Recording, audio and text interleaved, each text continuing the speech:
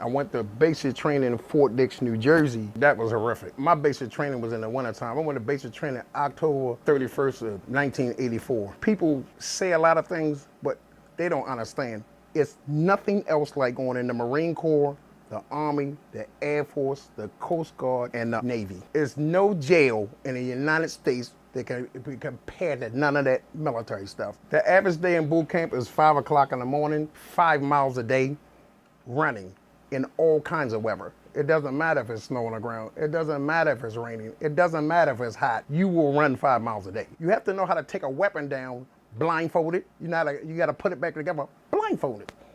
The weapon is your girlfriend.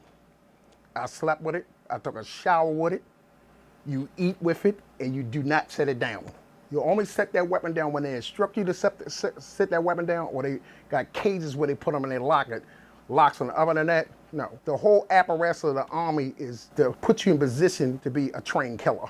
It don't matter if you're admin back there or if you're a tow truck driver or you're an electrician, you will be a trained killer. There's a couple of people that hung themselves. Some of them cut their wrists. You're on the range. Some guys would just take the weapon and turn around and blow their heads off. And then they got hazing in there. A dude tried to rape me in boot camp.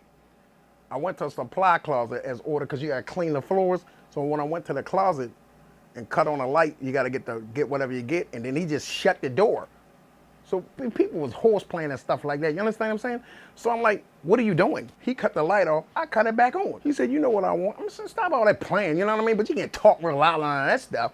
So he grabbed me up and cut the light off. We in there fighting like two pit bulls. They opened up the door. What are you two guys doing? I said, look, this man touched me down here. Shut the fuck up. That didn't happen. Now what the hell is I supposed to do? So they took him out of that unit at Fort Dix, New Jersey, put him somewhere else. So from that day, when he touched my crotch, I was a certified trained killer. So left boot camp, went to Aberdeen Proving Ground, training to a welder. This is how they train you. They'll put say a truck rollover and it's dented up. They'll put one next to it that ain't dented up, fix it, and you can't lose a wrench. They'll send you to jail. That's secondary to having a weapon. It was times we was in the field, if somebody lose a weapon, say it's 20,000 people out there playing war games, nobody goes nowhere until they find that weapon. I left Aberdeen Proving Ground and went to Fort Eustis, Virginia. My cousin had already been there a year, Lentella's board. So when I got on base, he was like, call this number in a payphone. They put me in what they call a hold until they put you in a unit. So he showed me how to get around. But we did more stuff off base than on base because I wasn't assigned to a unit. So like for a whole month, I was on base with no job. I had to wake up in the morning, make formation, and go back in the barracks. There was a whole bunch of us in there just fucking off. So one day I woke up and like, Charles, report to the CQ desk. You got orders, Fort Story, Virginia. Now where the hell is that at?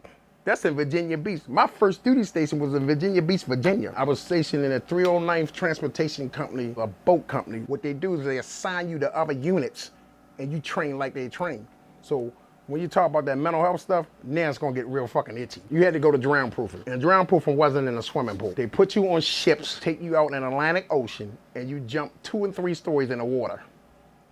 Mind it, I can't swim. Now, if you did not jump, they would kick your ass off in that fucking water. Now, you got your gear on, and you floating backwards towards land at least a mile. People shitting and pissing in the water, they screaming, they hollering, they choking, and they in little boats with bullhorns. Shut the fuck up. Suck it up. There was a lot of horrific events where as though you felt like your life was on the line on a consistent basis. I was in a welding accident and I have 2nd and 3rd degree burns on my body. The uniform sends to my skin. They got the uniform off me, got me to the hospital. They clanked up the wounds with scrub brushes and soap and all that stuff like that. But you don't get no anesthesia and I'm like, you had to take it. So I'm out of work for a month, so they put me on CQ duty. That's when you in the barracks and you gotta sign people and sign people out. The whole time that I was on CQ duty, I was eating Percocets. I didn't know I was on Percocets. Now, I'm dealing with the situation with the rape shit. I'm dealing with the situation with this fire. So what happened was, Sarge said, Charles, you're gonna be okay, suck it up. You know, you're a good soldier. Now come down to the room, I got something for you. What do? You're gonna drink this liquor and go back to the desk and you'll be okay. And you eating chewing gum.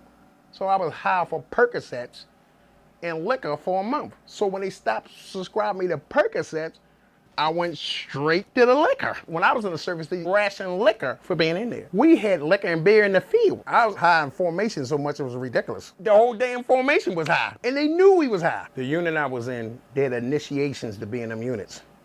So what happened was, Ronald Prince, I was in a room with Ronald Prince, and somebody did like a, Charles, payphone. Ronald said, don't open that door. He said, Charles, your mother don't have the number to the payphone. He said, what they're gonna try to do is take all your clothes up and tie you to a pole naked. Now, I have actually seen this 3 or 4 times myself. People tied outside the barracks with duct tape naked. So what happened was, a couple of white boys, like, we're gonna initiate your nigga ass. I was scared as shit.